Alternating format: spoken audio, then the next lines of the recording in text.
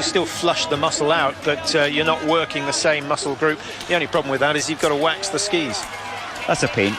But if you're Norwegian, you've got someone else to do it for you. Yes, and certainly in training, and you do see a lot of the athletes doing the classical skiing. They're using the waxless skis just for ease, and obviously when you come to the shooting range, you don't want to be putting blister or wax onto the shooting mats where your normal skate skis go, and they will become slower picking up the blister or the wax. Very even as it was last time for Germany, France and the Ukraine.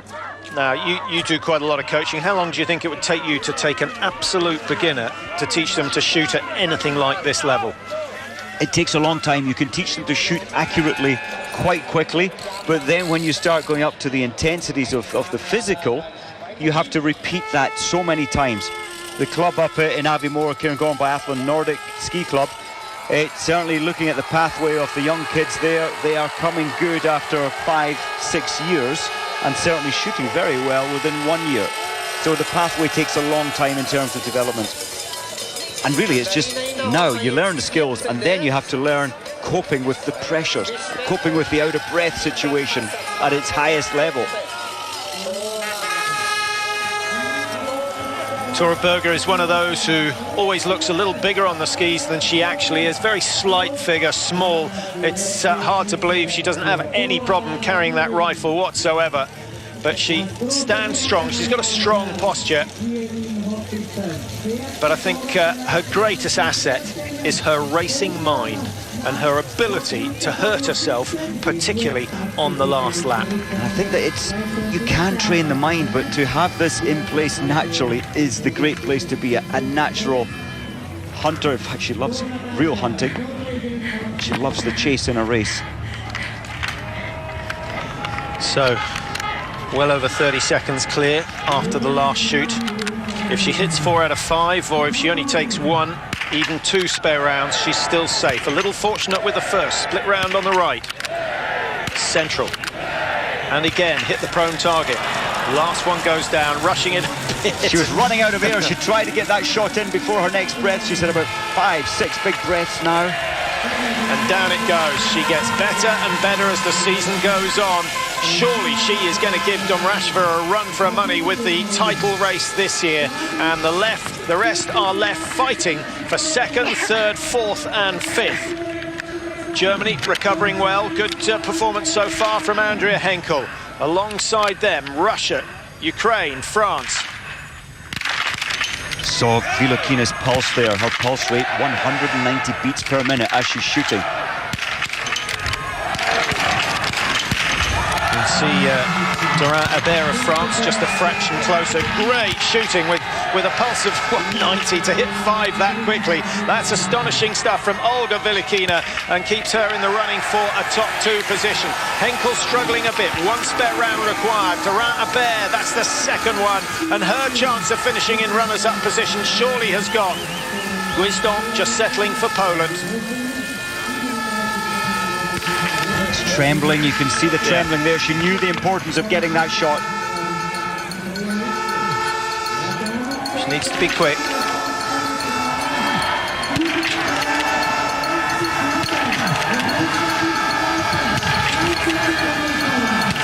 Well, she's listened to you. She's shooting quick, but with that comes a huge risk.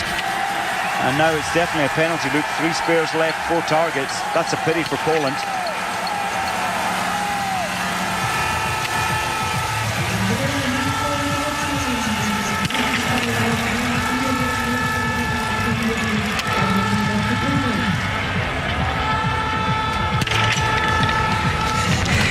Well, a long and painful shoot for GWIZDON, and Poland's chances of finishing in the top 6 much diminished there, because surely someone like Domracheva will be able to clear the targets. A penalty loop for Poland, and after an extra 150 metres, I think they're going to be fairly tired. Norway are away and clear. They're not involved in any sort of scrap whatsoever. Brilliant performance again from Tora Berger. But Mike, hats off to Horn and Fenn, who took legs 1 and 3, the youngsters without the experience. They did exceptionally well today.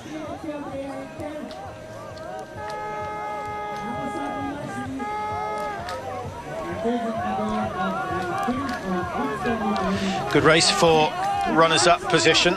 The Ukrainian team were always going to be dangerous. In fact, the Semerenko twins made mistakes on the range, and they made life difficult for DZHYMA and PIDHRUSHNA. Well, they did. I thought they would be shooting a little better than they did, the Semerenkos. But Ukraine, PIDHRUSHNA, has she gone too hard from the range? I think she might have. VILUKHINA, we saw her pushing so hard to catch the group, and it worked. She came in at an incredible intensity and hit the targets. I think she's just going to bide her time. Now, Team 12, we've hardly mentioned at all. Bulgaria have had a very good... I'm just trying to check whether they've been lapped. It's a possibility, because on course at the moment for Bulgaria is Dimitrova. I'm fairly sure they have been lapped. 12th position, they were in 7 minutes behind. Yes, they've been lapped. The 2-kilometre loop taking around 5.5 minutes. Is this a great move early on from PIDHRUSHNA? She's tried to create the space. She has achieved that already. She's still got another climb to go. She's halfway up the first. She's got one more steep, short climb, but you can easily lose 4 or 5 seconds. Tora Berger, she knows she's got victory in the bag, but still she pushes and pushes and pushes. She knows no other way, and it's going to be another step onto the top of the podium for her.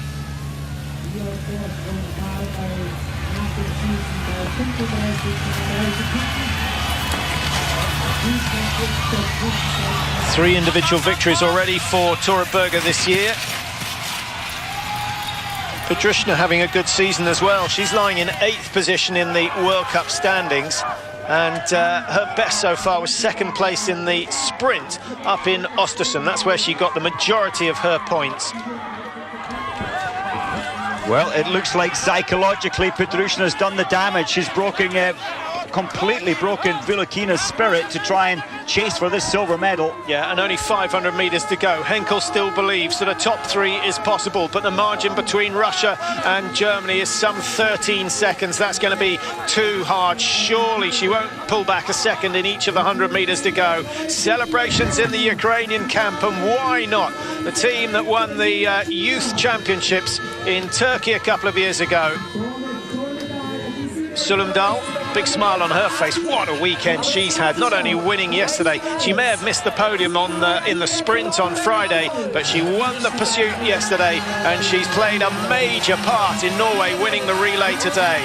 It's not the biggest flag that Tora Berger's ever been given, but a nice long ski into the finish and a comfortable win for Norway.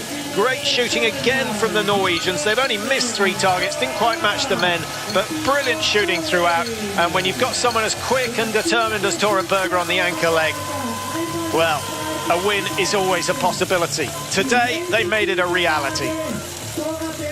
Tora Berger just loving her biathlon, and why not? She's just this season has just started. Couldn't be much better for her. And that's pressure. Although she was handed a 20-30 second lead, often we see biathletes melting because you've so much to lose. Tora Berger just doesn't care. She does her own job the best she can all the time, and it works. Well, PIDHRUSHNA, an outstanding last leg from her. The 2 Semerenko twins, DZHYMA and PIDHRUSHNA, taking 2nd place and taking the scalp of the Olympic champions, Russia. GLAZYRINA, ZAITSEVA, SHUMILOVA, where it finally went wrong with the Russians. They were so good early on, and then VILUKHINA unable to match Tora Berger. And the Germans, BACHMANN, HORCHLER and HENKEL. And take that penalty loop out of the German equation, Patrick, and things would be so different. Certainly a second potential, maybe even the win here, but they missed the target. You pay the price.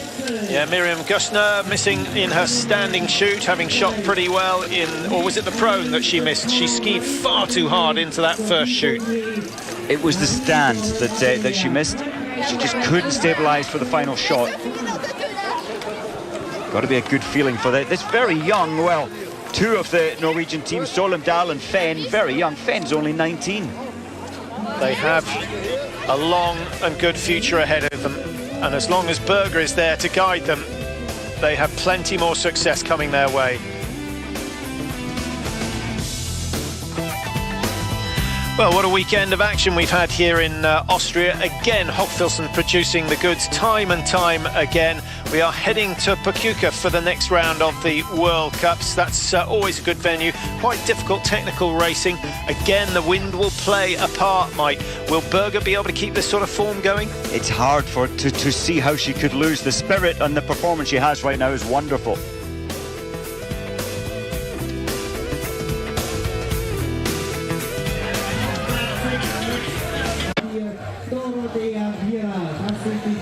Well, the racing is over from Hochfilzen, and there's the result of the final race. The women's 4x6 relay, Norway taking the win, 1 hour 11:45, and that pretty much matches, in fact, 4 minutes slower than last year. Norway won on that occasion as well, 1 hour 7:13, and pretty much the same team. Ringen, of course, is out, and Hilde FENNE coming in. And I think Hilde FENNE could be given the MVP for today, the most valuable player.